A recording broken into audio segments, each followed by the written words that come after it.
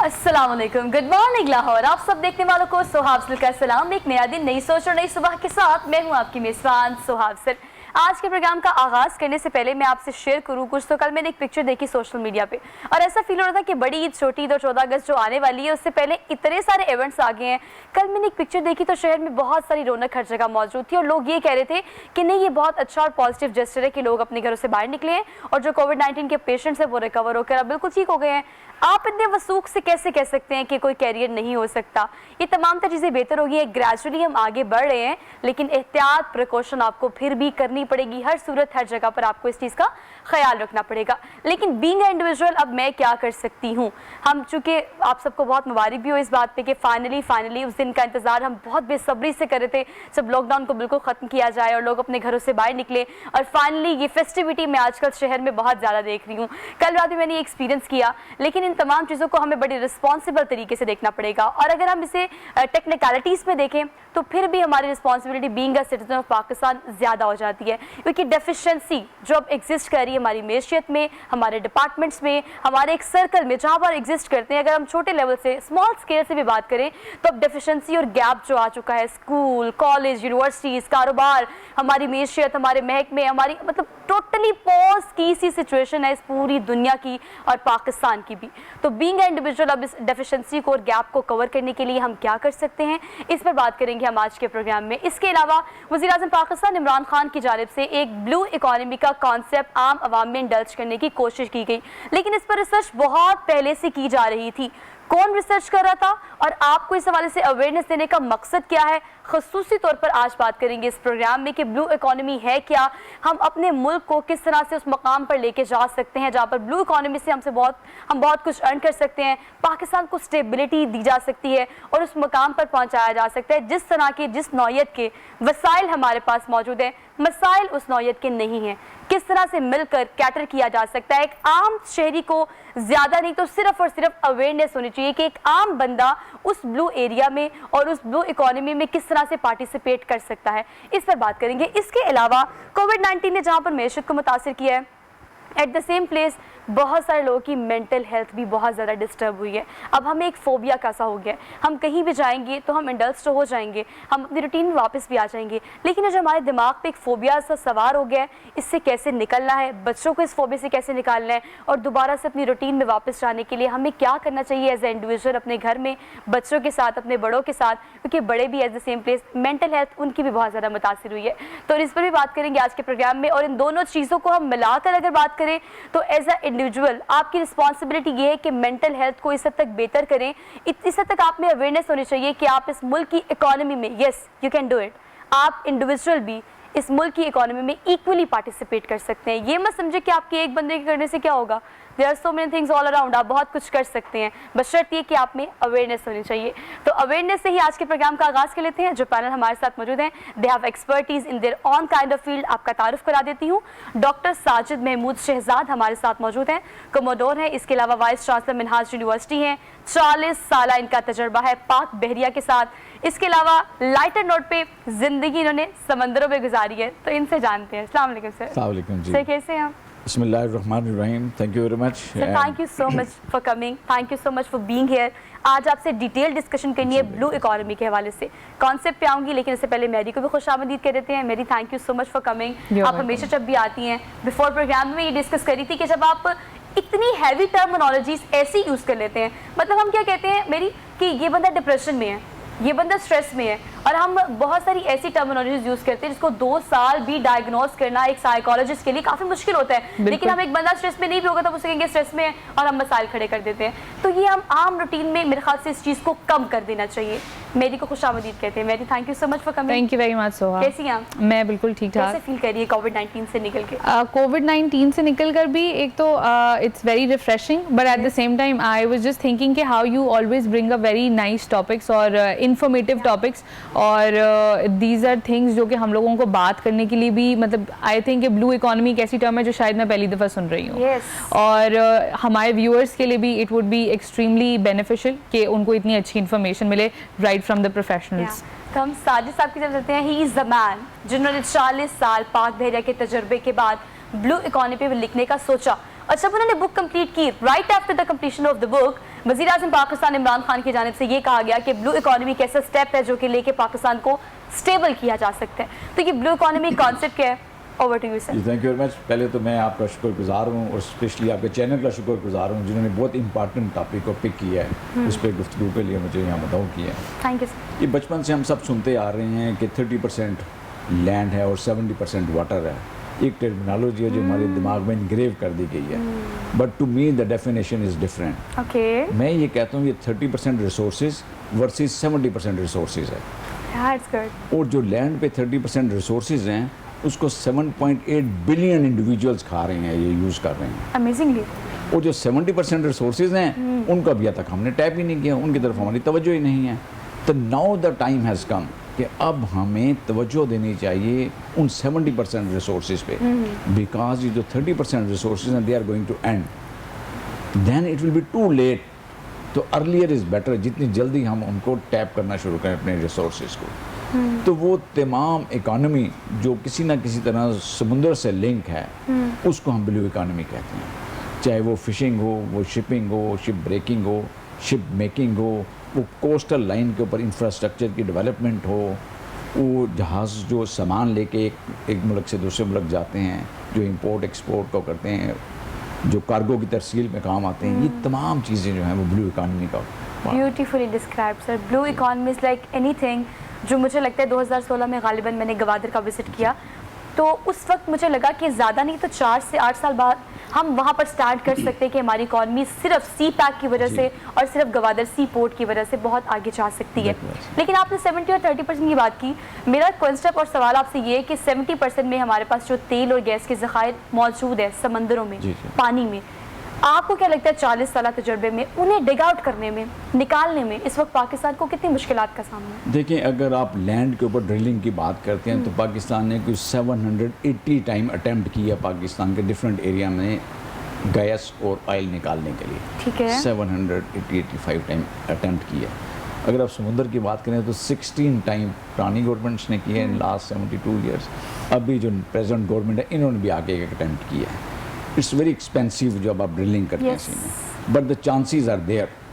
अगर उसी तरह जिस तरह हम लैंड के ऊपर कर रहे हैं, इसी तरह अगर हम सी में भी अटेम्प्ट करते रहें कंटिन्यूसली, तो मेरा ख्याल है कि बड़ी जल्दी हमें बड़ी सक्सेस मिलने वाली है। And this government is very serious, let me tell you. ये बड़े सीरियस हैं कि ना सिर्फ ओनली ऑयल एंड गैस, जितने भी मिनरल माइंस, जितनी भी चीज़ें उन सबको एक्सप्लोर करने के लिए दे आर वेरी एक्टिव। और अगर आप आपकी एक्सपेक्टेशंस जो है वो इस गवर्नमेंट से कंपैरेटिवली काफी ज्यादा है इस हवाले से, बिकॉज़ फर्स्ट टाइम इस टॉपिक को इंट्रोड्यूस किया गया। इससे पहले तो अवेयरनेस ही नहीं थी हमारे, no one knows about. Exactly, मैंने और मैरी ने भी टर्मिनोलॉजी पहली दफ़ा ही सुनी मेरे ख्याल से मैरी, लेकिन ये इतनी प्रोडक्टिव है हमारे लिए कि एक आम आदमी की ज़िंदगी में इसको इंडल्ज करना, इसका कॉन्सेप्ट देना बहुत ज़्यादा ज़रूरी है। हमने आगाज़ में मेंटल हेल्थ की बात की है। कोविड-19 ने मेरी बहुत ज़्यादा इफेक्ट किया है हमारी मेंटल हेल्थ को, हम एक फोबिया हो गया। आपको क्या लगता है कि इस डेफिशिएंसी को, गैप को कवर करने में मज़ीद कितना टाइम लग सकता है हमें? अच्छा, जब आपको एक वो न्यूज़ के अंदर दे सेंट दिस पिक्चर जिसके अंदर उन्होंने बताया कि अब ये बिजनेसेस हैं जो रीओपन हो रहे हैं, और अगर आप उनको देखें या आप अगर मार्केट को स्टडी करें तो असल में कोई भी बिजनेस जो था वो कम्प्लीटली शट ऑफ भी नहीं हुआ था। एवरीबडी, हर कोई जो है अपना उसने एक वे आउट निकाल लिया था कि मैं कैसे काम कर सकता हूँ। हाँ, अब एक लीगल तरीके से अब हम ओपनली वो चीज़ों को प्रैक्टिस करते हैं। जिम्स, एजुकेशनल इंस्टीट्यूट्स के अलावा I don't think that there was anything which was completely shut off, और एजुकेशनल इंस्टीट्यूट्स ने भी अपना सब्स्टिट्यूट ऑनलाइन स्टडी जो थी वो निकाल ली थी। ठीक है, अब क्योंकि डिजिटलाइज हो गया सब कुछ और इस वजह से it was easier for people to work now, I don't think एक बहुत बड़ा गैप आया है इन बिटवीन। हाँ, लोगों को वो जो एक्साइटमेंट है टू गेट आउट और वो जो एकदम आज़ादी, अब हम लोग फ्रीडम को फील कर रहे हैं कि हाँ ठीक है, बस आज़ाद हैं, अब हमें कोई रोकेगा नहीं टोकेगा नहीं, हमें कोई टाइम पे घर आने को नहीं कहेगा। ये सारी चीज़ें एक्साइटिंग ज़रूर हैं, लेकिन as you mentioned in the beginning कि इट्स इंपॉर्टेंट कि हम बहुत रिस्पॉन्सिबली इन चीज़ों को करें, क्योंकि अगर आप रिस्पॉन्सिबल नहीं होते तो दैट मीन्स कि as a psychologist and having a background of sociology as well, I always say कि इंडिविजुअल जो है वो डायरेक्टली इम्पैक्ट करता है आपकी सोसाइटी को। तो आप अगर बाहर निकलते हैं और अगर आप इररिस्पॉन्सिबल हैं ये सोच के कि मुझे कुछ नहीं होगा, it's not just about you, it's about the bigger picture. किस तरीके से एक इंसान से एक चीज़ स्प्रेड की है ऑल ओवर द वर्ल्ड, इसकी एग्जांपल हमें इफ़ वी गो टू मार्च और फरवरी 6 months बैक नाउ, उससे बेहतर हमें नहीं मिल सकती है, and this is why we have to be very responsible. और हमें ये मतलब खुशी मुझे इस लिहाज से ज़्यादा है कंपैरेटिवली, क्योंकि 14 अगस्त आ रही है तो लोग वाकई महसूस करें कि 2 दिन पहले आप आज़ाद हो गए हैं। बिल्कुल। और उस आज़ादी को बाकायदा सेलिब्रेट किया जा रहा है, तो भाई यू नीड टू रिस्पॉन्सिबल, आपको ख्याल रखना पड़ेगा। आप इतने वसूख से कैसे कह सकते हैं कोविड-19 बिल्कुल ख़त्म हो गया, सिर्फ पेशेंट्स कम हुए हैं और मैशियत को बेहतर करने के लिए इनिशिएटिव पाकिस्तान गवर्नमेंट की जानिब से लिया गया, तो आपको भी तो कोऑपरेट करना पड़ेगा। सर, हमने ड्रिलिंग की बात की है, सर सिर्फ ये बताएगा, अगर हम ड्रिलिंग की बात करें तो बीइंग अ बिजनेसमैन और बीइंग जो आपने राइटर की बुक लिखी है, तो ब्लू इकोनॉमी पे लिखते वक्त आपने क्या सजेशंस दी हैं इस गवर्नमेंट को या कंसर्न डिपार्टमेंट्स को कि ड्रिलिंग में जिन मुश्किलात का सामना है उसका सब्सिट्यूट या उसका अल्टरनेटिव हमारे पास क्या मौजूद है, मौजूदा वसाइल में किस तरह से हम इसको प्रोडक्टिव बना सकते हैं? अच्छा, पहले तो मैं एक चीज़ आपको ये बता दूं कि टोटल एरिया हमारे पास कितना है समुंदर में। देखिए, जो हमारे पास टोटल एरिया है समुंदर में, जो पाकिस्तान का एक्सक्लूसिव इकोनॉमिक जोन और कॉन्टिनेंटल शेल्फ है, ये 290,000 स्क्वायर किलोमीटर से ज़्यादा। Oh my god. 290,000 square kilometre, which is bigger than the entire Punjab and Sindh. Exactly. अगर ये पूरे पंजाब को, सिंध को या पूरे पंजाब को और KPK को आप शामिल कर दें, उसका टोटल एरिया उससे भी बड़ा area. Sir, what we have, हमें इसका अंदाजा ही नहीं है। इसका अंदाज़ा नहीं है, अवेयरनेस नहीं है। जो आप पूछ रही हैं ना कि करना क्या चाहिए, बेसिकली जो मैंने इस किताब में भी बताया है, अवेयरनेस की ज़रूरत है। Be it as a student level, professionals, media, academia, policy makers, इन तमाम लोगों को सबसे पहले तो अवेयरनेस की ज़रूरत है। हमारे पास जो रिसोर्सेज हैं, being a maritime nation, it's pretty unluckily हमें पता ही नहीं है उन रिसोर्सेज का। तो चूंकि हमें पता नहीं है उन रिसोर्स का, तो हम उनको ना टैप कर रहे हैं ना उनको यूटिलाइज कर रहे हैं। तो पहली तो बात जो आपका लाहौर रंग TV ने पिकअप की है वो ये कि अवेयरनेस इसकी जनरेट की जाए। It's our duty. फिर यूनिवर्सिटीज़ ने स्टार्ट कर दिया। अभी मिनहाज यूनिवर्सिटी को मैं क्रेडिट देता हूँ कि उन्होंने अपना पूरा एक डिपार्टमेंट इस पर रिसर्च पे लगा दिया बच्चों को। And you will be surprise, even जो चाइना पाकिस्तान इकनॉमिक कॉरिडोर की बात हो रही है, तो चाइनीज़ में बहुत ज़्यादा रिसर्च हुई है इस पर। और पाकिस्तान की यूनिवर्सिटीज़ को ये पता ही नहीं कि हमने भी इस टॉपिक पे रिसर्च करनी है, अब आके रिसर्च शुरू हुई है। इसी तरह इसके डिफरेंट सेगमेंट्स हैं, जैसे मैंने आपको बताया पोर्ट एंड शिपिंग के अंडर फिर शिप्स भी हैं, फिर पोर्ट्स भी हैं, फिर हार्बर्स भी हैं। तो अब किसी एक की अगर आप एग्जांपल ले लेते हैं, फॉर एग्जांपल फ़िशिंग की मैं आपको एग्जांपल देता हूँ। Sure. जो हमारी टोटल कैपेसिटी है कि हम कितनी फ़िश कैच करें और फिर उसको एक्सपोर्ट करें, that is around 2.5 to 3 billion US dollars. और हम $500 million US की भी नहीं कर रहे, My इसलिए God. कि हमें वैल्यू एडिशन का नहीं पता उसमें से। अगर आप पिछला 3, 4, 5 साल का रिकॉर्ड लेकिन तो 300 से लेके 400 मिलियन या 300 से लेके 450 मिलियन के अंदर अंदर ही हम उसको एक्सपोर्ट कर रहे हैं। और सर साहब, डिफिशेंसी क्या है? मतलब आप इतने अच्छे से ब्यूटीफुली डिस्क्राइब कर रहे हैं कि what we have in Pakistan, हमारे पास इतनी तादाद में इतनी चीज़ें, इतने वसाइल मौजूद हैं, लेकिन हम कहाँ लैग कर रहे हैं? मतलब हम सिर्फ और सिर्फ प्री प्लानिंग पे या प्लानिंग पे, स्ट्रैटेजी पे, क्योंकि हमारे पास वसाइल भी हैं। सिर्फ करने के लिए हमें जो एक चीज़ चाहिए वो हमारी विल है, इंडिविजुअल की विल, गवर्नमेंट की विल, आपकी और हम सब की विल। जी, इस बुक का जो लास्ट चैप्टर है जिसमें मैंने कंक्लूड किया है, जो कंक्लूजन ये हमने निकाल ली है कि at the national level there is no will, there is no will, we don't want to do it. और उसके कोर रीज़न ये है कि अवेयरनेस नहीं है, ना पॉलिसी मेकर्स को पता है कि क्या चीज़ है वहाँ पे आउटलेट्री। देखें, अगर आप इस्लामाबाद में बैठ के पॉलिसी बना रहे हैं उस फिशरमैन की जिसकी सारी उम्र समंदर में गुजरी है, उससे इनपुट लिए बगैर, तो पॉलिसी कैसे सक्सेसफुल हो सकती है? सारी जिंदगी मंगला डैम पे गुजार दी है, मछलियाँ पकड़ते पकड़ते अपना टारगेट अचीव करते करते। उससे पूछे उसके मसले मसाइल क्या हैं। And you will be surprise, अगर आप 70s की दहाई में देखें जाके, तो पाकिस्तान नेशनल शिपिंग कॉर्पोरेशन उस वक्त उसके पास कुछ 75 के करीब शिप्स थे रजिस्टर्ड पाकिस्तान में। ओके। और आज पूछें कितने शिप्स हैं हमारे पास? 11। ओह माय गॉड। तो 75 शिप्स से डिप्लीट होते होते, डिक्रीज होते होते हम लास्ट 2 ईयर्स में हम 7 और 9 की फिगर थी, अब आके जाके वो 2 इन्होंने और शिप्स ले लिया तो 11 हो गई है। तो continuously we were on decline. ये तो मैंने कहना, जब ये नई गवर्नमेंट आई है, ये बुक्स आई हैं, लोगों ने इस पर सोचना शुरू किया, अवेयरनेस आ गई है, मीडिया ने इसको पिक कर लिया है, एकेडेमिया ने इसको पिक कर लिया, अब पॉलिसी मेकर्स ने भी इसको पिक करना शुरू कर दिया। अब पॉलिसी मेकर्स भी कर रहे हैं। इस सैयद अली हैदर ज़ैदी साहब जो मिनिस्टर हैं अभी मैरीटाइम अफेयर्स के, उनके साथ हमारी मीटिंग हुई, बड़ी डिटेल में डिस्कशन हुई है, और वो तमाम पॉलिसीज़ को रिवाइज कर रहे हैं। अब जो शिप्स हैं वो लोग, यू विल बी सरप्राइज कि जो पाकिस्तानी लोग हैं वो शिप्स ऑनर जो हैं वो बजाय अपना शिप पाकिस्तान में रजिस्टर करवाने को जाके पनामा में या माल्टा में अपना शिप रजिस्टर करवाते हैं, because their policies are very friendly. तो अब वो लोग वापस आना शुरू होंगे, अब नई पॉलिसीज आ रही हैं तो वापस अपने शिप्स आके पाकिस्तान में रजिस्टर करवाएंगे।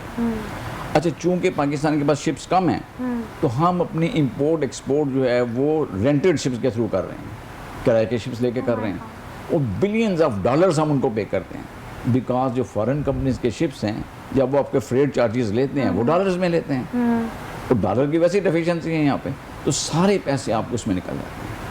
तो हमें गवर्नमेंट को चाहिए इस तरह की पॉलिसीज़ बनाएं जो इन्वेस्टमेंट फ्रेंडली हों, ताकि लोग आके इन्वेस्टमेंट करें, लोग अपने शिप्स लाएं, अपने शिप्स पाकिस्तान में रजिस्टर करवाएं। सर, आप पाकिस्तान की बात कर रहे हैं, सॉरी फॉर इंटरप्शन, लेकिन जो मैंने एक्सपीरियंस किया पर्सनली जब मैं गवादर गई तो गवादर का बहुत सारा हिस्सा they are freeze that area from China, right. Sir, हमारे दूसरे ममालिक की अगर बात की जाए तो दूसरे ममालिक को इस मुल्क के वसाइल की इंटेंसिटी का अंदाज़ा है, उन्हें कदर का अंदाज़ा है, इंपॉर्टेंट का अंदाज़ा है, अगर नहीं है तो वो हमें नहीं है। हमारे कंसर्न डिपार्टमेंट्स की अगर बात की जाए तो उनका ये फ़र्ज़ बनता है, चूँकि अब हमने इस चीज़ का बेड़ा उठाया है कि अगर इस छोटे प्लेटफॉर्म से या टीवी स्क्रीन से, ये स्क्रीन में हमेशा कहती हूँ कि बहुत प्रोडक्टिव और बड़ी रिस्पॉन्सिबिलिटी वाला काम है कि ये आप हर घर में अगर 4 लोग देख रहे हैं तो 4 सर्कल्स देख रहे हैं, 4 इदारे देख रहे हैं, अगर ये चीज़ इंडल्ज होती है, प्रिवेल करती है, तो ये आपके और हमारे फ़ायदे में है। लेकिन इसके लिए कॉग्निटिव प्रोसेस आपका तेज़ होना बहुत ज़्यादा ज़रूरी है, आपको सोचना पड़ेगा, you need to think over it. मेरी आप लोगों का कॉन्सेप्ट क्या है, अब लोगों ने सोचना छोड़ दिया, पता है क्यों? मैशत खराब है, ओके, पाकिस्तान में ये नहीं हो सकता, ओके, हमने काम करना है तो हमने बाहर जाके करना है, we are done with this ना, मतलब हमें लगता है कि हमारी ज़िंदगी ऐसी हो गई है, वो एक्सेप्टेड, और हम उस कॉग्निटिव प्रोसेस को शुरू ही नहीं करते, सोचना हम शुरू ही नहीं करते। बिल्कुल। कैसे इसको शुरू? अच्छा, first of all you've used a very good term, cognitive processes। Cognitive processes का मतलब ये है कि जो भी आपकी मेंटल प्रोसेसेस चलती हैं उनको हम साइकोलॉजिकल टर्मिनोलॉजी में कॉग्निशंस कहते हैं अपनी। अब ये जो ट्रेल ऑफ थिंकिंग है, ये नेगेटिव ट्रेल ऑफ थिंकिंग है, और ये इट सेल्फ डेवलप नहीं हुआ। पाकिस्तान की इकोनॉमी जो है, it has never been a stable economy. कभी जब भी कोई भी गवर्नमेंट आती है, यू कैन नेवर से कि इस गवर्नमेंट से या इस पॉइंट के ऊपर हमारी इकोनॉमी जो है वो स्टेबल रही है। लेकिन अब हमने नोटिस ये चीज़ की है, all over the world international research भी हमें ये बताती है कि मेंटल हेल्थ जो है, it has a direct impact on economy and then economy has an impact on mental health। इसका मतलब ये है कि दोनों का ही एक दूसरे के साथ consequences हैं। मेंटल हेल्थ अगर नॉर्मली इंडिविजुअल्स की एट लार्ज, अगर जनरल पॉपुलेशन की ख़राब होती है या बेहतर नहीं रहती है, तो उसका इम्पैक्ट है, आपकी नेगेटिव इम्पैक्ट है आपकी इकोनॉमी के ऊपर, एंड देन वाइस वर्सा। अब अगर हम नंबर्स की जैसे हम बात कर रहे थे, तो इंग्लैंड की एक रिसर्च के अकॉर्डिंगली अगर उनकी जनरल पॉपुलेशन जो है वो एक दिन के लिए मेंटली फिट नहीं रहती है, उनको 105.3 बिलियन पाउंड्स का नुकसान होता है इन अ मंथ। और अब आप ये इम्प्लाई करें या अप्लाई करें अगर पाकिस्तानी इकोनॉमी के ऊपर, तो एक इकोनॉमी जो ऑलरेडी स्ट्रेंड है, एक इकोनॉमी जो ऑलरेडी एक मुश्किल से गुजर रही है, उसका क्या हशर होगा। अब जैसे आपने इन द बिगिनिंग आपने मेंशन किया कि हम बहुत इजीली आराम से बोल देते हैं कि डिप्रेशन है, एंजाइटी है, इतनी हैवी टर्म्स को हम यूज़ कर लेते हैं फॉर नॉर्मल इंडिविजुअल्स। और हालांकि डायग्नोसिस जब हम करने के ऊपर आते हैं, हम लोग पिछला पूरी पास्ट हिस्ट्री देखते हैं, पैदाइश से ऑनवर्ड्स हम देखते हैं, and now even psychological research आपकी पैदाइश से पहले भी, जब एक बच्चा अपनी माँ की पेट में होता है, वूम्ब में होता है, तब से हम देखना शुरू करते हैं कि तब वो किस इन्वायरमेंट में पल बढ़ रहा था। सो दैट मीन्स कि आपकी जो मेंटल हेल्थ है, जो आज आप जहाँ पर खड़े हुए हैं, उसका जितनी भी रीजंस है, चाहे वो पॉजिटिव है चाहे वो नेगेटिव है, उसकी रीजंस जो हैं वो आपकी दुनिया में एग्जिस्टेंस से पहले की है। exactly. और इसका मतलब ये है कि इकोनॉमी जो है, हम लोग साइकोलॉजी के बारे में जब हम बात करते हैं तो लोगों का एक परसेप्शन है कि साइकोलॉजी सिर्फ शायद एंजाइटी, डिप्रेशन, स्ट्रेस, इन्हीं चीज़ों से रिलेटेड है, लेकिन आप ओवरऑल अगर देखें तो हमारे पास जितनी फील्ड्स हैं जिसके अंदर हम रिलेट करते हैं साइकोलॉजी को with economic health of people. अब आपने एक नोटिस की अगर वो चीज़, सबसे ज़्यादा मेंटल हेल्थ प्रॉब्लम्स और इश्यूज तब दुनिया के अंदर अराइज होते हैं जब इकोनॉमिक और फाइनेंशियल क्राइसिस दुनिया के ऊपर आते हैं। रिसर्च मज़ीद आपको ये बताती है कि जब इकोनॉमिक क्राइसिस आते हैं तो सुसाइड रेट्स बहुत ज़्यादा हो जाते हैं, ड्रग अब्यूज़, सब्सटेंस अब्यूज़, ये चीज़ें बहुत इंक्रीज़ होती हैं। इन चीज़ों के इंक्रीज़ होने की वजह से domestic violence, cruelty in the world, crime rates generally जो है वो बहुत इंक्रीज़ है, और क्राइम का रिलेशन जो है वो डायरेक्टली रिलेटेड है आपकी साइकोलॉजिकल हेल्थ के साथ। इसका मतलब ये है कि जब आपकी इकोनॉमी स्टेबलाइज नहीं है, और जैसे अब अगर हम बात कर रहे हैं, साद साहब ने भी जैसे बताया कि हम लोग अपने रिसोर्सेज को कम्प्लीटली अवेल ही नहीं कर रहे हैं, सो दैट मीन्स आपके लोगों को ना अवेयरनेस है इस बात की, और ना ही उनके अंदर अगेन वो विल है कि हम वो रिसर्च करें। और मेरी आपको पता है, आप एक बात बिल्कुल ठीक करिए कि इन तमाम चीज़ों को अगर हम लिंक करें तो क्रक्स के तौर पर हम कह सकते हैं कि mental health is a been basic thing. अगर आपसे मैं एक सवाल करना चाहती हूँ सोहा से भी और सर साजिद से भी कि फॉर एग्जाम्पल आपका आज एक मूड जो है वो लो चल रहा है, आपका वर्क जो है वो कितना ज्यादा प्रोडक्टिव होगा? यस, ऑब्वियसली आप डायरेक्टली या इनडायरेक्टली उससे मुतासिर होंगे और आपका काम भी मुतासिर होगा। बिल्कुल इसी तरह। It's all about mental health. आप सिर्फ मेंटली, फिजिकली, इमोशनली अपने आप को ना सेट रखने की कोशिश करते हैं। Mental health is more important than anything. आपको हर चीज़ से बढ़कर इस चीज़ का ख्याल रखना पड़ता है कि आपके यहाँ पे क्या चल रहा है, कॉन्सेप्ट क्या है आपका। सारे सब कॉन्सेप्ट की अगर बात की जाए, पीस ऑफ माइंड के लिए आजकल क्या किया जा रहा है? जैसे ही कोविड-19 खत्म हुआ या हमने कहा कि चीज़ें ठीक हो गई हैं, लोगों ने नॉर्दर्न एरियाज जाना शुरू कर दिया। अब साहिली सियाहत जो है, अब टूरिस्ट को किस तरह से हम वहाँ पर प्रोडक्टिवली बता सकते हैं कि आप अगर आ जाएँ तो इन्वेस्ट भी कर सकते हैं, दूसरा आप उसको एज अ टूरिस्ट भी देख सकते हैं कि पाकिस्तान के पास क्या मौजूद है। इससे इकोनॉमी में कितना इम्पैक्ट हो सकता है? देखिए, अगर आप रियलिस्टिकली बात करते हैं तो there are two kind of tourism. एक रिलीजियस टूरिज्म है और एक दूसरा विजिटिंग के लिए जो लोग जाते हैं। तो पाकिस्तान की जो कोस्ट लाइन है वो मोर देन 1000 किलोमीटर है। ओके। और एक वाइड कोस्ट लाइन है वर्ल्ड में जिसके ऊपर रिलीजियस टूरिज्म भी है। रानी मंदिर एक हिंदुओं का बड़ा फेमस है वहाँ पे, जिस पे बड़े हिंदू आते हैं देखने के लिए। वहाँ मड वल्केनोस भी हैं, वहाँ पे आपको मड के मिलेंगे, उसके अलावा आपको सैंड, बड़ी ज़बरदस्त सैंड बीचेस मिलेंगे, इसके ऊपर ब्लू लेगून्स मिलेंगे, इसके ऊपर both lines basically, both lines हैं आपके पास। बट इसको एक्सप्लोर करने के साथ साथ डेवलप करने की ज़रूरत है। अगर हम मुझसे पूछें कि वहाँ पे टूरिस्ट के लिए फैसिलिटीज़ कितनी हैं, तो we are seriously lacking in this. अगर आप कराची में क्लिफ्टन बीच पे जाएं या आप हॉक्स बे बीच पे जाएं, तो वो फैसिलिटीज़ जो आज से 50 साल पहले थी आज भी वहीं हैं। ठीक है। उसमें कोई इंक्रीज़ नहीं हुई फैसिलिटीज़। देखें, 5 स्टार्स होटल बनने चाहिए, हट बनने चाहिए, रेस्टोरेंट बनने चाहिए, कम्युनिकेशन फैसिलिटीज़ होनी चाहिए। आपका सेल फोन ही काम नहीं करता वहाँ पे। ये सारी फैसिलिटीज़ डेवलप करने की ज़रूरत है। और फिर हमें ऐसी पॉलिसीज़ बनानी चाहिए कि वो यूज़र्स फ्रेंडली, जिसका हम कहते हैं, जो लोग इन्वेस्टमेंट करने आए हैं उनके लिए भी कोई ना कोई इंसेंटिव्स होने चाहिए, आसानियाँ पैदा करें। ना सिर्फ उनके लिए बल्कि जो विजिट के लिए लोग आए उनके लिए आसानियाँ पैदा करें ताकि लोग आएँ। अभी टोटल जो टूरिज्म पे हमारा फोकस है पाकिस्तान, वो नॉर्दर्न एरियाज है और beauty lies on the beaches. और आपने इसको नाम दिया अपनी इस ब्लू इकोनॉमी की बुक में, सी ब्लाइंडनेस, कि हम उस चीज़ को देख नहीं पा रहे, उसकी इंटेंसिटी को फील नहीं कर पा रहे कि हम वहाँ से कितनी प्रोडक्टिवली अपनी मईशत को फ़ायदा दे सकते हैं और क्या किया जा सकता है। अगर हम सिर्फ सियाहती मकामात की बात करें या हम साहिली सियाहत की बात करें, व्हाट वुड यू सजेस्ट, कि आप क्या सजेस्ट करते हैं थ्रू दिस बुक? जी बिल्कुल, जिस तरह आपने बड़ी अच्छी टर्म एक यूज़ की है, सी ब्लाइंडनेस, इसकी मैं लेमन एग्जांपल इसी तरह देता हूँ कि वो जो कबूतर होता है सामने से आती हुई बिल्ली को देखता था, अपनी आइज़ क्लोज कर लेता है और समझता है कि मेरी जान बच गई है। बिल्कुल यही है कि हमें इतनी बड़ी चीज़ें अवेलेबल हैं, इतनी मईशत को स्ट्रेंथन करने के लिए चीज़ें अवेलेबल हैं, नेचुरल अवेलेबल हैं, चीज़ें नेचुरल ब्यूटी अवेलेबल है। बट अनफॉर्चुनेटली हमने उस तरफ तवज्जो ही नहीं दी, हम उसको डेवलप करने का सोचा ही नहीं है हमने।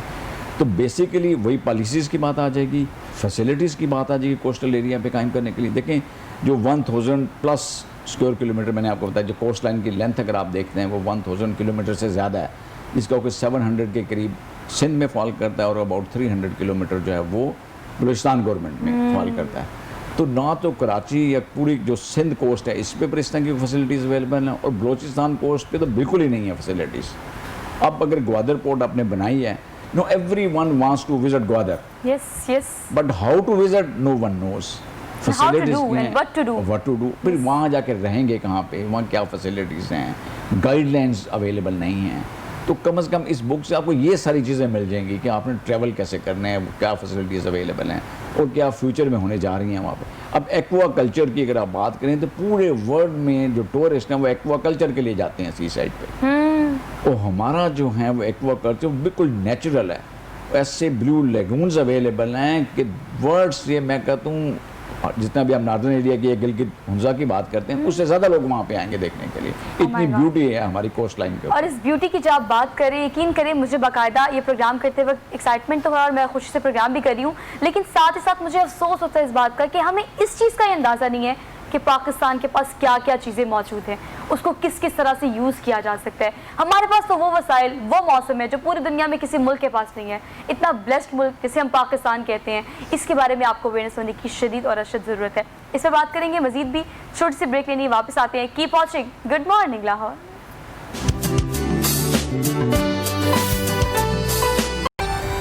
वेलकम बैक नाजरीन, एक बार फिर से आप सब देखने वालों को हम खुशामदीद कहते हैं। Very good morning to all of you. Hopes कि आपने अपने प्रोग्राम का, अपने दिन का आगाज़ जो है बहुत अच्छे से किया होगा। अपने स्पॉन्सर्स का जिक्र कर लेते हैं। कैनन प्राइमेक्स फॉर्म स्पेसिफिकली हमें इस प्रोग्राम के लिए स्पॉन्सर कर रहे हैं, थैंक यू सो मच। इस खूबसूरत से ट्रेडिशनल वार्डरोब की बात की जाए तो ये कमाश का है और ये आपको अवेलेबल होगा लिंक रोड पर। इसके अलावा आप इकबाल टॉमिन को विजिट कर सकते हैं। इंस्टाग्राम पे आप कमाश को ज़रूर विजिट कीजिएगा।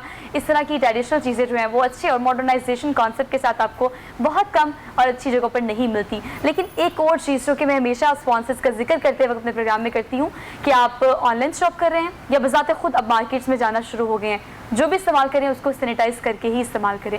कॉन्सेप्ट बहुत अच्छा है आज के प्रोग्राम का, क्रक्स बहुत अच्छा है। वक्त हमारे पास बहुत कम है, ज़्यादा चीज़ों को कवर करने की कोशिश करेंगे। सारी सब ब्रेक में भी हमारा प्रोग्राम तो कैरी ऑन था, हम उसको डिस्कस तो कर ही देते। अब हम शिपमेंट पे बात करें, शिपयार्ड पे बात करें या पोर्ट पे बात करें, इससे पहले एक रिसेंटली आप सब जानते हैं कि एक नक्शा जो है उसको डिक्लेयर किया पाकिस्तान का।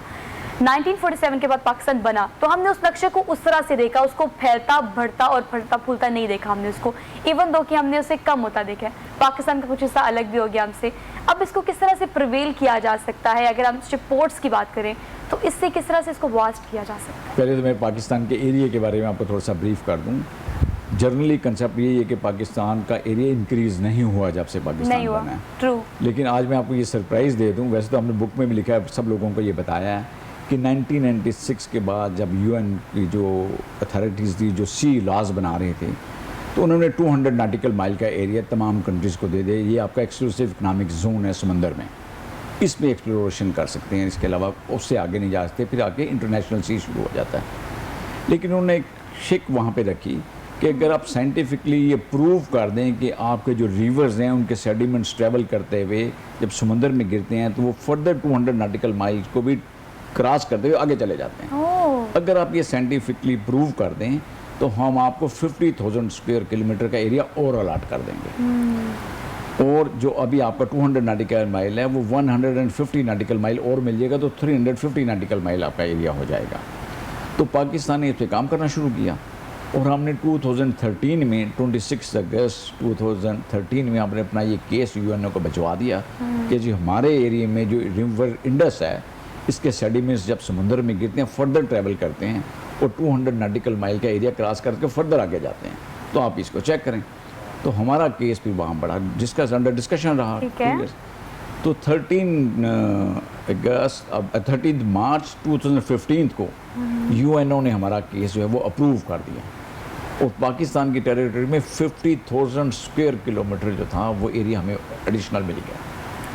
जो हमारा एरिया समुंदर में 200 नॉटिकल माइल था वो अब इंक्रीज होकर 350 हो गया है। तो इतना एरिया पाकिस्तान में ऐड हुआ है। तो एक तो ये बहुत ज़बरदस्त खबर है जो बहुत कम लोगों को पता है। उस वक्त हमने 2015 में काफ़ी इसको बताया लोगों को। अच्छा, अब चूँकि ये एरिया बढ़ गया तो हमारी रिस्पॉन्सिबिलिटी भी बढ़ गई है क्योंकि हमारे रिसोर्सेज बढ़ गए हैं। तो अब इसको एक्सप्लोर करने की ज़रूरत है। कोस्ट लाइन, जिस तरह मैंने आपको बताया कि हमारी जो कोस्ट लाइन है वो 1000 किलोमीटर से भी ज़्यादा की कोस्ट लाइन है। लेकिन इसमें अगर आप पोर्ट्स देखें तो टिल 70s एक ही पोर्ट थी जो 1882 की बनी हुई थी, कराची पोर्ट ट्रस्ट जिसको कहते हैं। तो 70s में आके हमने दूसरी पोर्ट बनाई जिसको पोर्ट कासिम का नाम दिया गया और अब आके 2003 में आके ग्वादर पोर्ट वहाँ पे बनी। तो पूरी कोस्ट लाइन पर सिर्फ 3 पोर्ट्स हैं और जो फैसिलिटीज़ अवेलेबल हैं या जो फ्यूचर में होने जा रहा है उसके लिए कम से कम वहाँ पे 14 पोर्ट्स होने चाहिए, कम से कम। कम से कम। और इसका ज़्यादा से मतलब कि ज़्यादा? 10-12 पोर्ट्स हम और बना सकते हैं। और बना सकते हैं। जितनी भी डेवलप्ड कंट्रीज़ हैं उन्होंने हंड्रेड्स में थाउजेंड्स में पोर्ट्स बनाए हुए हैं। अगर आप चाइना की पोर्ट्स गिनना शुरू करें, इवन अमेरिका की पोर्ट्स गिनना शुरू करें तो काउंटिंग नहीं कर सकते। अब इतने ज़्यादा पोर्ट्स उन्होंने बनाई हुई हैं, तो सारी उनकी तवज्जो है इसके ऊपर। दूसरा आपने मुझसे पूछा शिप्स के बारे में, तो मैं शिप्स कंस्ट्रक्शन की पहले बात कर लेता हूँ। हमारे पास अब तक एक ही शिपयार्ड है जो 1957 में बना था। ओह माय गॉड। उसका नाम है शिपयार्ड, उसको इंजीनियरिंग वर्क्स भी कहते हैं, Karachi shipyard and engineering works. Okay, engineering works इसलिए कहते हैं कि जितनी भी हैवी मशीनरी है वो शिपयार्ड में बनती है। ठीक है। फॉर एग्जांपल अगर आप तरबेला डैम की बात करें या मंगला डैम की बात करें, तो जो स्पिलवे गेट्स थे वो वहीं पे बने थे। ठीक है। और ना सिर्फ शिप्स बनाते हैं बल्कि हैवी इंडस्ट्रीज भी बनाते हैं। शुगर मिल्स का सारी जो मशीनरी है उसी शिपयार्ड में बनती है। ठीक है। और इस शिप जब ये पीक पे था शिपयार्ड हमारा, तो हमने ना सिर्फ पाकिस्तान के लिए शिप्स बनाए बल्कि चाइना के लिए भी शिप्स यहाँ बनाते थे। एट दैट टाइम ईरान के लिए हम ये Oh बनाते my थे और God. मैनी अदर कंट्रीज़ को हमने शिप्स बना के दिए, बट वो फिर स्लोली एंड ग्रेजुअली डिक्लाइन की तरफ गया। बट पिछले कुछ 8-10 साल से अभी ये राइज की तरफ जा रहा है शिपयार्ड माशाल्लाह, और इसने अभी तक 500 प्लस शिप्स बना दी। That's good. और अब तो इसमें वारशिप्स भी बनना शुरू हो गए हैं, अब इसमें सबमरीन्स भी हमारी बनना शुरू हो Wow. गई हैं, बन रही हैं यहाँ पे। और now they are moving with fast track. और ना सिर्फ पाकिस्तान बल्कि बाहर के भी अभी आर्डर्स आना शुरू हो गए हैं हमारे पास। तो शिप्स कंस्ट्रक्शन भी यहाँ पे होती है, शिप्स मेंटेनेंस भी इसी शिपयार्ड में होती है, और इसके अलावा जो हैं रिपेयर मेंटेनेंस के अलावा मशीनरी, हैवी मशीनरी जो पाकिस्तान की बड़ी बड़ी मशीनरी है वो सारी इसी शिपयार्ड में बनती है। बट रिक्वायरमेंट है कि अब और शिपयार्ड और होने शिप बना चाहिए हमारे पास। साजिद साहब, आप जो डिस्क्राइब कर रहे हैं ना, इतने अच्छे से वो लोगों तक बात पहुंच रही है। इसकी एग्जांपल ऐसे जैसे अगर हम पीआईए की बात करें, हम सियालकोट इंडस्ट्री की बात करें, हम वो लोग हैं जिन्होंने पूरी दुनिया को सिखा के, उनकी मदद करके, उनको ट्रेन करके खुद हम अब पॉज की इसी सिचुएशन में आ गए हैं। जबकि हम सिखाकर कहाँ से कहाँ पहुँच सकते हैं, लेकिन हम क्यों रुक गए हैं। इट्स ऑल अबाउट विल, जिसको हम कंक्लूड करेंगे दोबारा से प्रोग्राम के आखिर में। मेरी अगर हम हर फील्ड की बात करें, वो इनकी फील्ड है, मेरी फील्ड है या आपकी फील्ड है, हर जगह आपकी मेंटल हेल्थ और आपके इश्यूज जो हैं वो सेम नहीं होते, वो वेरी करते हैं हर जगह पे। आप हर जगह किस तरह अपने आप को इंडल्ज कर सकते हैं ऐसे मामलात में कि आपकी मेंटल हेल्थ जो है वो बिल्कुल ठीक रहे। इस कॉन्सेप्ट को कैसे लेके चला जा सकता है? अच्छा, सबसे पहले तो ये है कि मेंटल हेल्थ एक ऐसी चीज़ है जो कि जैसे it's as important as your physical health is. अगर आपको लगता है कि आप फिज़िकली अगर आपको कोई डिसेबिलिटी हो जाती है और आपकी वर्क प्रोडक्टिविटी अफेक्ट होगी, उसी तरीके से जो मेंटल इश्यूज़ हैं वो आपको ना सिर्फ मेंटली बल्कि फिजिकली भी डिसेबल कर देते हैं। आप लेथार्जिक हो जाएंगे, मेंटल हेल्थ आपको ज़्यादा इफेक्ट करती है। बिल्कुल ऐसे ही है, आप लेथार्जिक हो जाएंगे, वो सब हो जाएगा। अब लोगों का कॉन्सेप्ट ये, एंड आई गेस कि दिस इज़ अ क्वेश्चन जो कि इस कॉन्वर्सेशन से अराइज किया जा सकता है कि अगर आपकी इकोनॉमी जो है वो स्ट्रेंड है, वो ठीक नहीं है, डिस्टेबलाइज हुई हुई है, इंस्टेबिलिटी है उसके अंदर, लोगों के पास एम्प्लॉयमेंट नहीं है, लोगों के पास और बहुत प्रॉब्लम्स हैं सोचने के लिए, देखने के लिए, पैसे नहीं आ रहे हैं, how to make money basically, तो वो क्यों मेंटल हेल्थ के अंदर इन्वेस्ट करने के बारे में सोचेंगे। एक बहुत बड़ी जो अनफॉर्चुनेट चीज़ है वो ये है कि हमारी जो गवर्नमेंट्स हैं वो भी अभी तक इतनी केपेबल नहीं हुई हैं कि वो हेल्थ के अंदर इन्वेस्ट कर सके। हमारी परसेंटेज जो हेल्थ की इन्वेस्टमेंट के अंदर या हेल्थ बजट के अंदर है वो 2% से राइज़ ही नहीं कर रही है सिंस ईयर्स। और अब अगर वो राइज़ नहीं कर रही है तो इसका मतलब है कि हमारी गवर्नमेंट भी उसकी इम्पोर्टेंस या सिग्निफिकेंस लोगों को नहीं दिखा रही। अब हमारे यहाँ होता ये है कि जो फिजिकल हेल्थ भी, जब तक वो कोई बंदा बेहोश नहीं हो गया, जब तक उसकी जान को लाले नहीं पड़ गए, तब तक उसने हॉस्पिटल नहीं जाना है। तो अगर फिजिकल हेल्थ का ये आलम है तो मेंटल हेल्थ तो फिर बहुत दूर की बात है।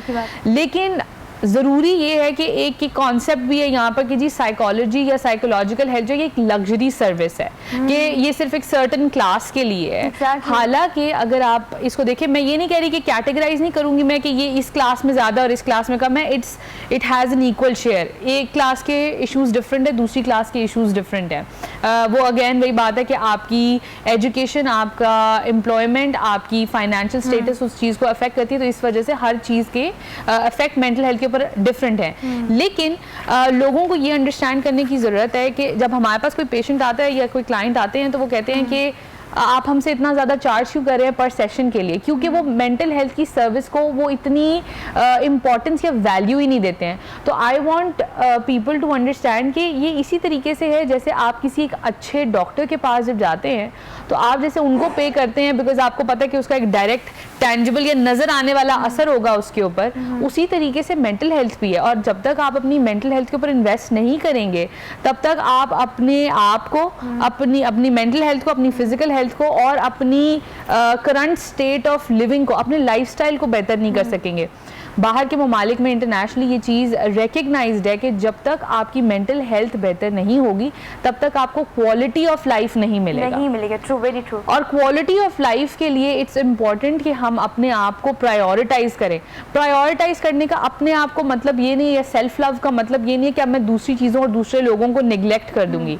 एक बैलेंस क्रिएट करें अपनी लाइफ के अंदर कि जहाँ हाँ आप भी इम्पॉर्टेंट हो लेकिन मैं भी इम्पॉर्टेंट हूँ, आप ही मेरे लिए सब कुछ नहीं हो। अच्छा, मेरी आपको पता है इस पॉइंट पे ना मैं एक बात कहती होती हूँ, मैं हमेशा कहती हूँ कि जब तक आप खुद से मोहब्बत नहीं करेंगे, यकीन करें लोग आपसे मोहब्बत नहीं करेंगे। बिल्कुल ऐसे ही, लोग आपसे प्यार नहीं करेंगे, लोग आपकी कदर नहीं करेंगे, लोग आपकी इज्जत नहीं करेंगे। So you need to love yourself very very very first. और ये कॉन्सेप्ट जो है मेरे ख्याल से अगर अपनी ज़िंदगी में ये बातें जो मेरी कर रही है, ये जो मैं कर रही हूँ, मेरे ख्याल से सुनने वाले कहते होंगे कि बातें करना बहुत आसान है, जिस पे गुजरती है, जो करता है, जिस पे बीतती है उसको ज़्यादा पता होता है। लेकिन ये सारा कुछ कंक्लूड करते हैं सिर्फ और सिर्फ आपकी विल पे। अगर आप कुछ करना चाहते हैं तो आप बड़ी आसानी से कर सकते हैं, बशर्ते कि आप में विल होनी चाहिए अपने आप। You allow me, I would just add something to it कि आपकी मेंटल हेल्थ या कोई भी चीज़ वो ओवरनाइट खराब नहीं होती और वो ओवरनाइट ठीक भी नहीं होती। तो आपको अपने अंदर इन्वेस्ट करना पड़ेगा, अपने आप पर इन्वेस्ट करना पड़ेगा, आपको अपने आप को टाइम देना पड़ेगा। और मेंटल हेल्थ जो है, जैसे आप अगर एक्सरसाइज कहते हैं जी आपने अगर फिजिकली फिट होना है तो आपको रोजाना 30 मिनट्स अपने आप को देने हैं फॉर एग्जाम्पल मिनिमम, कि आप कोई ना कोई फिजिकल एक्सरसाइज करें। इसी तरीके से आपको अपनी मेंटल हेल्थ के लिए भी, अपनी मेंटल डाइट के लिए भी अपने आप को वो एक स्पेसिफिक टाइम देना पड़ेगा, कॉन्स्टेंटली उसके ऊपर वर्क करना पड़ेगा। तो मेरे ख्याल से तमाम चीज़ों को परे रखते हुए अपने आप को थोड़ा सा वक्त देना बहुत ज़्यादा ज़रूरी होता है, सिर्फ आपकी ज़ात के लिए। सर साहब, आप इन बातों से इत्तेफाक करते हैं? मतलब ठीक है आपकी जो फील्ड है बिल्कुल मुख्तलिफ है, लेकिन अच्छी ज़िंदगी 40 साल आपने समंदरों में गुजारी है, वहाँ पर हर तरह का माहौल देखा है, हर तरह की सिचुएशन देखी है, इसको कैसे आपने सारी ज़िंदगी मैनेज किया? जी, अगर आप मुझसे रियलिस्टिकली पूछें, बड़ी अच्छी इन्होंने बात की है कि it is all mental capability and mental management I would say. जब मैं ये चीज़ें देखता था समुंदर में, अपनी पोर्ट को देखता था, इंफ्रास्ट्रक्चर को देखता था, तो मुझे अफसोस होता था कि हमारी पूरी नेशन को ये चीज़ें क्यों नहीं पता। हम एक मैरीटाइम नेशन है, और बीइंग ए मैरीटाइम नेशन हम क्या अक्रू कर सकते हैं, कितने बेनिफिट्स हमको मिल सकते हैं, उन बेनिफिट्स पे हमने कभी सोचा ही नहीं। और अवेयरनेस का ये हाल है कि यहाँ पे मैं एक यूनिवर्सिटी में लेक्चर देने के लिए गया, तो मैंने ऐसे बच्चों से पूछा कि बताएं ग्वादर पोर्ट किधर है, ग्वादर पोर्ट किधर है, 2-4 बच्चों से पूछा, तो एवरीबॉडी सेड कि जी कराची में। तो मैंने कहा वाई इन कराची, तो उन्होंने कहा जी समुद्र तो सिर्फ कराची में ही लगता है। तो लोगों को ये भी नहीं पता कि हमारी कोस्ट लाइन कितनी बड़ी है, और ग्वादर कहाँ पे है, और मारा कहाँ पे है, जिफनी कहाँ पे है, केटी बंदर कहाँ पे है, कराची कहाँ पे है, अवेयरनेस नहीं। सर साहब, आपने कराची की बात की तो चलिए कराची की बात कर लेते हैं। हम कराची को एज्यूम करते हैं सिर्फ समंदर से, और वहाँ पर जाकर सिर्फ ना थोड़ी सी एक्टिविटीज़ करने को। अब आलूदगी की इंतहा तो आपको भी पता है, मुझे भी पता है, हम उस चीज़ की उस तरह से कदर नहीं करते। लेकिन अगर हम समंदरी हदूद की बात करें, हम बात करें दिफा की, हम बात करें वहाँ पर दहशत गर्दी की, या हम अगर आलमी अमन की बात करें, तो आलमी अमन किस तरह से इस्तेमाल किया जा रहा है, या हम अपनी समुद्री हदूद को किस तरह से इस्तेमाल कर सकते हैं इसको कंट्रोल करने के लिए, आलमी अमन को? आपने बहुत सारे क्वेश्चंस जो ना ऑल इनकम्पसिंग इसमें पूछे हैं, बड़े इंटरेस्टिंग और इम्पॉर्टेंट क्वेश्चन है। इससे लगता है कि आपने पूरी बुक पढ़ी है, बिकॉज इस बुक का एक पूरा पोर्शन है जो चैलेंजेस के ऊपर है, उसमें सारे चैलेंजेस दिए गए हैं। तो एक एक चैलेंज को हम टेकअप करते हैं इस सारे को। तो सबसे पहले अपने पोल्यूशन की बात की है, तो यू विल बी सरप्राइज कि कराची में 2 दरिया हैं, 14 नाले हैं और 2 नदियाँ हैं, उस सब के सब पूरी पोल्यूशन जो है कराची की वो आगे समुद्र में गिरती है। ये दुनिया में कहीं भी नहीं होता कि पूरे जो आपका सीवरेज वाटर है, सीवरेज सारी आगे समुद्र में डालें कोई, इसके ट्रीटमेंट प्लांट लगते हैं। तो कराची में ट्रीटमेंट प्लांट नहीं लगाए गए, जो 2 लगाए गए थे वो भी इस काबिल नहीं है, या अपनी फुल एफिशिएंसी पे वो काम नहीं कर रहे। अब आके अवेयरनेस हुई है, अब आके हमने उन नालों की सफाई की भी बात की है, सीवरेज को ट्रीट करने की भी बात की है। अब हमने ये कहा कि साफ़ पानी यहाँ पे कराएंगे। तो ये तो हमारी पोल्यूशन का, बट अगर ये पोल्यूशन की बात हम समुद्र में करते हैं तो ये रिस्ट्रिक्टेड है कराची या सराउंडिंग एरियाज का।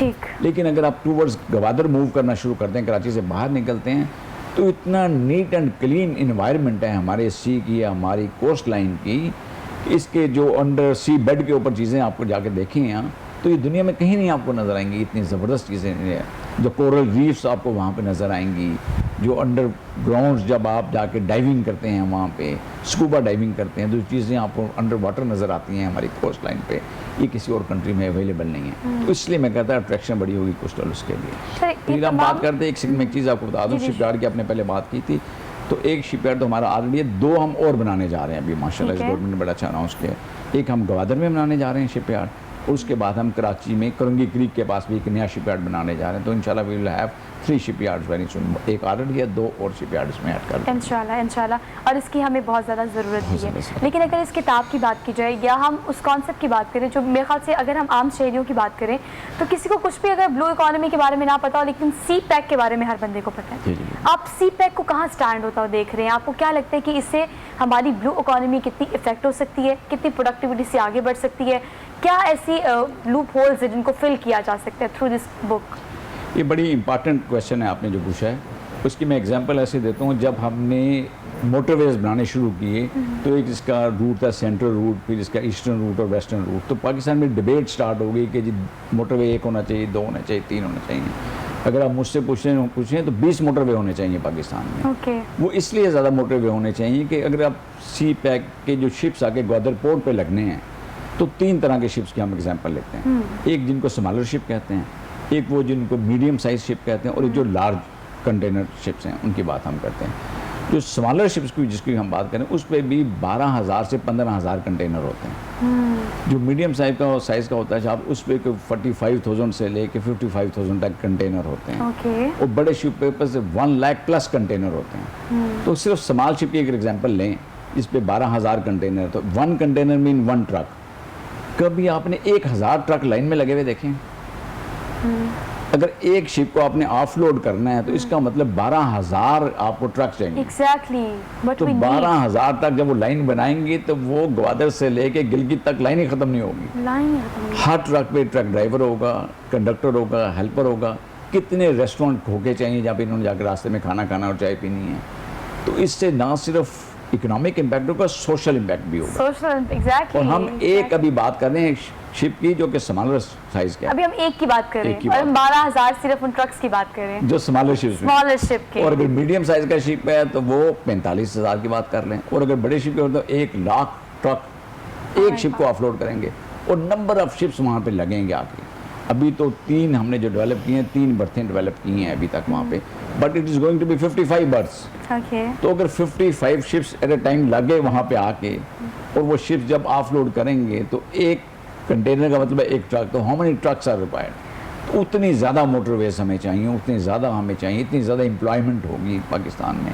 आपकी सारी बातें सुन के ना मुझे ऐसा लग रहा है कि we are in new Pakistan. मतलब आपकी बातें सुन के मुझे तो बहुत खुशी भी हो रही है, जिस कॉन्सेप्ट से और टेक्निकलिटी से, और आपने ब्यूटीफुली डिस्क्राइब किया इस बुक में। लेट मी शो यू कि ये किताब जो है, कहते हैं कि किताब से बेहतर कोई रफ़ीक नहीं। और अगर आप एक बेहतरीन किताब पढ़ते हैं, तो बेहतरीन किताब पढ़ने का मकसद ये होता है कि आप वो ख्वाब देख रहे हैं जो हकीकत के बहुत ही ज़्यादा करीब होता है। तो आप उसको उस ख्वाब को हकीकत बना सकते हैं, बशर्ते कि आप एक अच्छी सी बुक पढ़ें। ये ब्लू इकोनॉमी जो है, ये सिर्फ टेक्निकलिटीज़ और उन लोगों के लिए, कंसर्न लोगों के लिए जो इस फील्ड से हैं, उनके लिए नहीं है। ये बुक उस आम शहरी के लिए, मैरी के लिए, मेरे लिए, यहाँ स्टूडियो में बैठे जितने भी लोग हैं, वो इस कॉन्सेप्ट को पढ़ सकते हैं, क्योंकि ये आने वाला पाकिस्तान का मुस्तकबिल है, जिसको आपने और हमने मिलकर बेहतर करना है। लेकिन अब पाकिस्तान के मुस्तकबिल के लिए सबसे पहली बात जो आप अपने लिए करेंगे, वो आपकी अपनी मेंटल हेल्थ को ठीक रखना है। ज़िंदगी बड़ी मुख्तसर सी है हमने बड़ी सारी मुश्किलात पाल रखी हैं अपने इर्द गिर्द, और कुछ हमसे रिलेटेड है, कुछ लोगों से रिलेटेड है। एक शॉर्टली कंक्लूड करके टिप बता दें कि हम किस तरह से खुश रह सकते हैं। आज आई थिंक कि बिकॉज हमारा टॉपिक इस तरह का है, and we were just talking about pollution right now, और लोग किस तरीके से, और सर ने कहा कि जी कराची के आसपास तक तो आलूदगी उसके आगे नहीं है, तो शायद उसके आगे इसलिए नहीं है क्योंकि शायद वहाँ पे पॉपुलेशन नहीं है, और जहाँ इंसान है वहाँ साइकोलॉजी, और जहाँ इंसान है वहाँ गंदगी भी है। I am sorry to say that, but that's true.